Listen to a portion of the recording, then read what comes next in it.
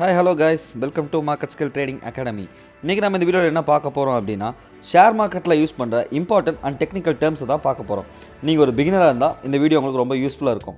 First one bull market. Bull மார்க்கெட்னா ஒண்ணும் இல்ல, மார்க்கெட் எப்பப்பெல்லாம் மேலே போகுதோ அதை இண்டிகேட் பண்றதுக்கு தான் புல் மார்க்கெட் அப்படிங்கிற டேர்மை யூஸ் பண்ணுவாங்க. அடுத்த சைடு பாத்தீங்கன்னா பியர் மார்க்கெட். இப்போ ஒரு நிஃப்டியோ ஒரு இண்டெக்ஸோ டவுன் சைடில் போகும்போது அதை இன்வெஸ்டர்ஸ் எல்லாருமே பியர் மார்க்கெட்னு சொல்லுவாங்க. ஒரு புல் அட்டாக் பண்ணும்போது அதோட கொம்பை வச்சு கீழே இருந்து மேலே தான் அட்டாக் பண்ணும்.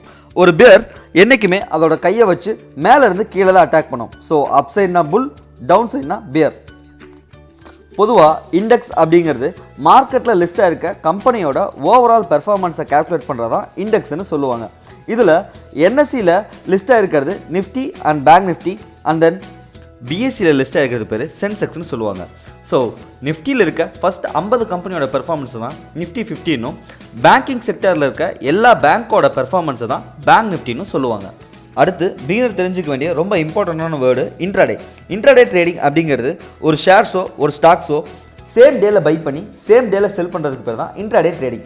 அடுத்து ஸ்விங் ட்ரேடுன்னு சொல்லுவாங்க. ஸ்விங் ட்ரேட் அப்படிங்கிறது ஒரு ஷேர்ஸோ ஒரு ஸ்டாக்ஸோ வாங்கி வச்சுட்டு வித்தின் அ வீக் ஆர் ஒரு மாதம் வரைக்கும் ஹோல்ட் பண்ணுறதுக்கு பேர் தான் டெலிவரி ட்ரேடிங் அப்படின்னு சொல்லுவாங்க.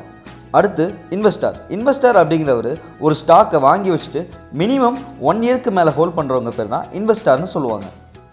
அடுத்து ட்ரேடர் அப்படிங்கிறவர் ஒரு ஷார்ட் டேர்ம்குள்ளே மார்க்கெட்டில் ப்ராஃபிட் சம்பாதிக்கிறவர் தான். இதில் 2 டைப் இருக்குது. முன்னால் சொன்ன மாதிரி ஒன்று இன்ட்ராடே ட்ரேடர், இன்னொன்று ஸ்விங் ட்ரேடர். அட்வைசரி ஸ்டீம்கிட்ட இருந்து கால்ஸ் வாங்கி ட்ரேட் பண்ணுறவங்க கேட்குற அதிகபட்ச வார்த்தை எதுன்னு பார்த்தீங்கன்னா பிடிஎஸ்டி அண்ட் எஸ்டிபிடி. பிடிஎஸ்டி அப்படிங்கிறது ஷேர்ஸை இன்றைக்கி வாங்கிட்டு நாளைக்கு விற்கிறது. தென் எஸ்டிபிடி அப்படிங்கிறது இன்றைக்கி செல் பண்ணிட்டு நாளைக்கு பை பண்ணுறது. எஸ்டிபிடி அப்படிங்கிறது ஃபியூச்சர்ஸ் அண்ட் ஆப்ஷன்ஸில் மட்டும் தான் ட்ரேட் பண்ண முடியும். அடுத்து லாங் மெத்தட்னு சொல்லுவாங்க. லாங் மெத்தட் அப்படிங்கிறது நார்மல் பை அண்ட் செல் மட்டும்தான். ஒரு ஷேரோட ப்ரைஸ் கீழே இருக்கும்போது பை பண்ணிவிட்டு அதுவே ஒரு ஷேரோட ப்ரைஸ் ஹையர் ப்ரைஸில் போகும்போது செல் பண்ணுவாங்க. இது டே டு டே லைஃப்பில் பண்ணுற மெத்தட். இன்னொன்று பார்த்தீங்கன்னா செல் அண்ட் பை, அதாவது ஷார்ட் மெத்தட். பொதுவாக ஷேர் மார்க்கெட்டை பற்றி தெரியாதவங்களுக்கு மார்க்கெட் மேலே போனால் மட்டும்தான் சம்பாதிக்க முடியும்னு நினைப்பாங்க. ஆனால் அப்படி கிடையவே கிடையாது. ஷேர் மார்க்கெட்டை பொறுத்தளவுக்கு மார்க்கெட் கீழே போகும்போது சம்பாதிக்கலாம். அது எப்படின்னு பார்த்தீங்கன்னா இந்த ஷார்ட் மெத்தட் மூலிமா சம்பாதிக்கலாம். ஸோ மார்க்கெட் மேலே போனாலும் லாபம் சம்பாதிக்க முடியும், அதே மார்க்கெட் கீழே வந்தாலும் லாபம் சம்பாதிக்க முடியும். அடுத்து நம்ம பார்க்க போகிறது லிமிட் ஆர்டர். இதெல்லாம் எங்கே நம்ம யூஸ் பண்ணுவோம்னா ட்ரேட் பண்ணுற அப்ளிகேஷனில் தான் யூஸ் பண்ணுவோம். லிமிட் அப்படிங்கிறது 10 ரூபாய்க்கு ஒரு பொருள் இருக்குது அப்படின்னா அந்த பொருளை 10 ரூபாய்க்கு வாங்கணும்னு எந்த கண்டிஷனும் கிடையாது. அந்த பொருளை நம்ம 8 ரூபாய்க்கு அதாவது பார்கெயின் பண்ணனா அந்த ஆர்டர் பேர் லிமிட் அப்படின்னு சொல்லுவாங்க.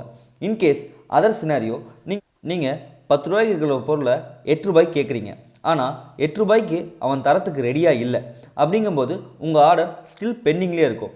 நீங்களும் 1 மணி நேரம் வெயிட் பண்ணிவிட்டு நீங்கள் கேட்குற 8 ரூபாய்க்கு அந்த ஷேரோ அந்த பொருளோ உங்களுக்கு கிடைக்கல அப்படின்னா நீங்கள் என்ன பண்ணுவீங்கன்னா கரண்ட் மார்க்கெட் ப்ரைஸ், அதாவது மார்க்கெட்டில் 10 ரூபாய் சொன்னோன்னா அந்த 10 ரூபாய்க்கே நீங்கள் வாங்கிக்க ரெடியாக இருந்தீங்கன்னா அப்போ நீங்கள் யூஸ் பண்ணுற இந்த ஆர்டர் பேர் தான் மார்க்கெட் ஆர்டர்னு சொல்லுவாங்க.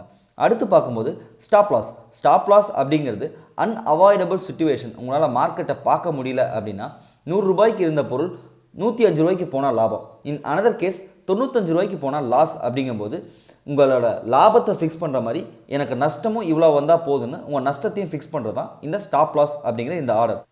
மார்க்கெட்டில் நீங்கள் பெரிய அளவுக்கு லாபம் சம்பாதிக்கணும்னா இந்த ஸ்டாப் லாஸ் எவ்வளோ மேண்டட்ரி எவ்வளோ நீட் அப்படிங்கிறது மார்க்கெட்டில் வரும்போது தான் உங்களுக்கு தெரியும். அடுத்து ட்ரேடிங் ஆப்பில் யூஸ் பண்ணுற அடுத்த சில டேர்ம்ஸ் என்னென்னு பார்த்தீங்கன்னா எம்ஐஎஸ், சிஎன்சி அண்ட் தென் என்ஆர்எம்எல்னு சொல்லுவாங்க. எம்ஐஎஸ் அப்படிங்கிறது உங்களோட புரோக்கர் உங்களுக்காக எக்ஸ்ட்ராவாக கொடுக்குற ஃபண்டு ஆர் எக்ஸ்ட்ராவாக கொடுக்குற மார்ஜினுக்கு பேர் தான் எம்ஐஎஸ் ஆர்டர்னு சொல்லுவாங்க. சிஎன்சி அப்படிங்கிறது நார்மல் கேஷ் அண்ட் கேரி. உங்கள்கிட்ட எவ்வளோ காசு இருக்கோ அந்த காசை வச்சு நீங்கள் கேரி ஃபார்வர்ட் பண்ணிக்கலாம். அண்ட் தென் என்ஆர்எம்எல் அப்படிங்கிறது டெரிவேட்டிவ் மார்க்கெட்டில் யூஸ் பண்ணுற ஆர்டர் டைப் தான். அதாவது நீங்கள் வாங்கி வச்ச ஷேர்ஸை வித்தின் 1 மந்த் வரைக்கும் உங்களால் ஹோல்ட் பண்ணணும் அப்படின்னா நீங்கள் ஃபியூச்சர் மார்க்கெட்டில் இந்த என்ஆர்எம்எல் ஆர்டர் டைப்பை யூஸ் பண்ணுவீங்க. அடுத்து கேஷ் மார்க்கெட் அப்படிங்கிறது ஒன்றும் இல்லை, நீங்கள் நார்மல் ஷேர்ஸை உங்கள்கிட்ட எவ்வளோ காசு இருக்கோ அந்த காசுக்கு தகுந்த மாதிரி வாங்கிக்கலாம். இன்கேஸ் ஒரு ஷேரோட விலை 5 ரூபா அப்படின்னா உங்கள்கிட்ட 50 ரூபா இருக்குன்னா நீங்கள் 50 ரூபாய்க்கு 10 ஷேர்ஸை வாங்கிக்கலாம். இந்த ஷேர்ஸுக்கு எக்ஸ்பிரி இருக்கான்னு கேட்டால் எக்ஸ்பிரி கிடையாது, உங்கள் லைஃப் டைம் வரைக்கும் ஹோல்ட் பண்ணிக்கலாம். இன்னொன்று இதில் லிமிட்டடாக நீங்கள் இவ்வளோ ஸ்டாக்ஸ் தான் வாங்கி ஆகணும்னு எந்த வித கண்டிஷனும் இல்லை. உங்கள்கிட்ட எவ்வளோ காசு இருக்கோ அந்த காசுக்கு தகுந்த ஷேர்ஸை கேஷ் மார்க்கெட்டில் வாங்கிட்டு போகலாம். அடுத்து டெரிவேட்டிவ் மார்க்கெட்டில் மொத்தம் 4 டைப் இருக்குது. ஒன்று ஃபியூச்சர், இன்னொன்று ஆப்ஷன், இன்னொன்று ஃபார்வர்ட் அண்ட் தென் கடைசி தான் ஸ்வாப்ஸ் அப்படின்னு சொல்லுவாங்க. ஸோ டெரிவேட்டிவ் மார்க்கெட் பொறுத்தளவுக்கு மெயினாக ஃபியூச்சர் அப்படிங்கிறத நம்ம பார்க்க போகிறோம். ஃபியூச்சர் அப்படிங்கிறது ட்ரேடை உள்ள ஒரு ஷேர்ஸும் நீங்கள் வாங்கணுன்னா கேஷ் மார்க்கெட்டில் வாங்கின மாதிரி உங்கள்கிட்ட இருக்க காசுக்கு தகுந்த ஷேர்ஸை 5 ரூபா அப்படின்னா ஒரு ஷேர், 50 ரூபா அப்படின்னா 10 ஷேர் உங்களால் வாங்க முடியாது.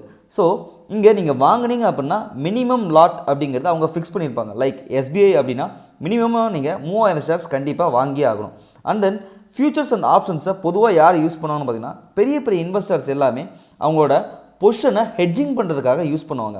ஸோ ஹெட்ஜிங் அப்படின்னா என்ன அப்படிங்கிறத இனி வர வீடியோஸில் நாம் இன்னும் கொஞ்சம் டீட்டெயிலாகவே பார்ப்போம். அடுத்து கொஞ்சம் இம்பார்ட்டண்டான டாபிக் தான் டே ட்ரேடருக்கு எக்ஸ்போசர் ஆர் மார்ஜின்னு சொல்லுவாங்க. இந்த எக்ஸ்போசர் ஆர் மார்ஜின் அப்படிங்கிறது நீங்கள் அக்கௌண்ட் ஓப்பன் பண்ணுற புரோக்கர் உங்களுக்கு கொடுக்குற அடிஷ்னல் மார்ஜின் தான். அதாவது 10x 12x உங்கள்கிட்ட 10,000 ரூபாய் இருக்குன்னா 10x அப்படிங்கும்போது நீங்கள் 1 லட்ச ரூபாய் வரைக்கும் ட்ரேட் பண்ணலாம்.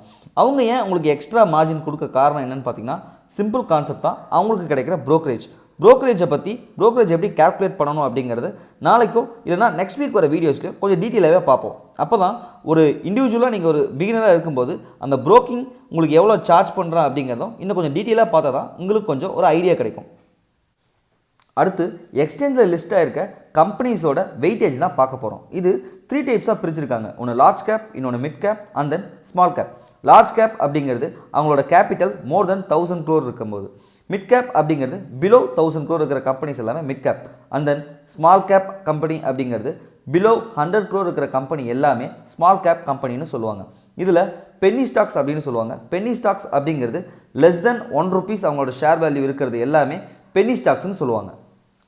அடுத்து எல்லாருமே கேள்விப்படாத ஒரு வார்த்தை தான் LTCG, அதாவது லாங் டேர்ம் கேபிட்டல் கெயின். ஒரு இன்வெஸ்டர்ஸ் ஒரு ரிலையன்ஸ் அப்படிங்கிற கம்பெனி மேலே மோர் தென் 1 இயருக்கு மேலே இன்வெஸ்ட் பண்ணியிருந்தாருன்னா அவர் பேர் தான் LTCGன்னு சொல்லுவாங்க. அதில் கிடைக்கிற ப்ராஃபிட்டுக்கு ஒரு குறிப்பிட்ட லெவலுக்கு டேக்ஸ் அப்படிங்கிறது 0 தான். கிட்டத்தட்ட பில்லியன்ஸ் கணக்கில் போர்ட்ஃபோலியோ வச்சுருக்கவங்க எல்லாமே இந்த LTCG மெத்தடில் தான் ஃபாலோ பண்ணுவாங்க. ஸோ அவங்களால ஒரு ஷேர்ஸை மோர் தென் 1 இயருக்கு மேலே ஹோல்ட் பண்ண முடியும். மார்க்கெட் இறங்கினாலும் அவங்ககிட்ட இருக்க லிக்விடிட்டி மூலயமா மார்க்கெட்டோட கரெக்ஷனையும் தாங்கிறதுக்குண்டான சக்தி அவங்ககிட்ட தான் இருக்குது. அடுத்து IPO. ஒரு கம்பெனி ப்ரைவேட் லிமிட்டட்லேருந்து பப்ளிக் லிமிட்டடாக மாறும்போது அவங்க கம்பெனியோட ஷேர்ஸை பப்ளிக்கு கொடுப்பாங்க. ஸோ பப்ளிக் அந்த ஷேர்ஸில் இன்வெஸ்ட் பண்ணி அதுலேருந்து கிடைக்கிற கேபிட்டல் மூலிமா கம்பெனி அவங்க க்ரோத்துக்காகவும் அண்ட் தென் அவங்க சேல்ஸ் அண்ட் எக்ஸ்பென்ஸுக்காகவும் யூஸ் பண்ணிப்பாங்க. இது மூலிமா அவங்க கம்பெனி ஃபர்தராக க்ரோத் ஆகிறதுக்கு IPOவை யூஸ் பண்ணிப்பாங்க. ஸோ இதெல்லாம் தான் நான் உங்களுக்கு இப்போ சொன்ன இம்பார்ட்டன்ட் டேர்ம்ஸ். ஒரு பிகினருக்கு இன்னும் ஒரு இம்பார்ட்டன்ட் டேர்ம்ஸ்லாம் சொல்லணும் அப்படின்னா மறக்காமல் இந்த வீடியோவை லைக் பண்ணுங்கள், ஷேர் பண்ணுங்கள். அண்ட் தென் உங்களுக்கு வேறு ஏதாவது தகவல் தேவைப்பட்டுச்சுன்னா கீழே இருக்க கமெண்ட் பாக்ஸில் நீங்கள் கமெண்ட் பண்ணலாம். So thank you guys.